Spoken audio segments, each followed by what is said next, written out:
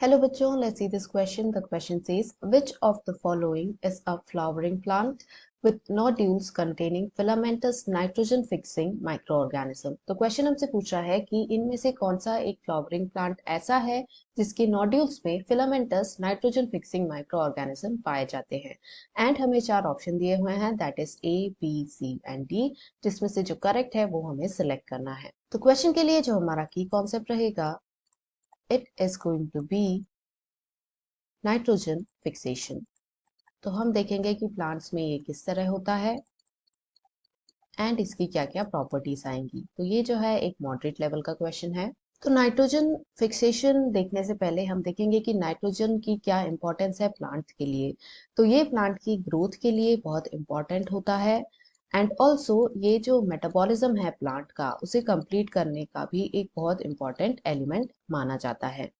But problem ये है कि जो प्लांट्स हैं वो नाइट्रोजन का डायरेक्ट अपटेक यानी एज इट इज एटमॉस्फेयर से उसे नहीं ले सकते। So plants can not do this. तो इसी की वजह से जो प्लांट्स हैं उन्हें नाइट्रोजन को फिक्स करना पड़ता है एंड ये प्लांट्स के लिए करते हैं बैक्टीरिया। तो बैक्टीरिया क्या करता है, ये जो एटमॉस्फेरिक नाइट्रोजन होती है उसे कन्वर्ट कर देता है इनटू यूटिलाइजेबल कंपाउंड्स, यानी ऐसे कंपाउंड्स में जिसे प्लांट्स इजीली अपटेक कर सकें और मेटाबॉलिज्म में उसे यूज कर सकें। अब जो बैक्टीरिया है वो नाइट्रोजन फिक्सेशन के लिए प्लांट्स के साथ फॉर्म करता है सिम्बायोटिक एसोसिएशन, जिसमें कि प्लांट्स को बैक्टीरिया से न्यूट्रिएंट्स मिलते हैं एंड बैक्टीरिया को प्लांट से भी न्यूट्रिशन मिलता है।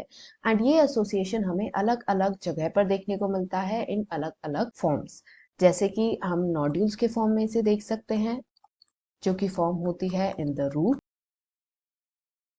या फिर हम इसे देख सकते हैं in the form of coralloid roots जो कि जमीन से बाहर आते हुए हमें दिखाई देते हैं एटसेट्रा। तो अब यदि हम इनके एग्जाम्पल देखें तो जो रूट नोड्यूल्स हैं ये हमें देखने को मिलता है इन द पाइन ट्रीज, जिसका यदि हम साइंटिफिक नेम देखें तो इट इज कैसोरेना एक्विसेटिफोलिया। ये साइंटिफिक नेम है तो हम इसे अंडरलाइन करेंगे।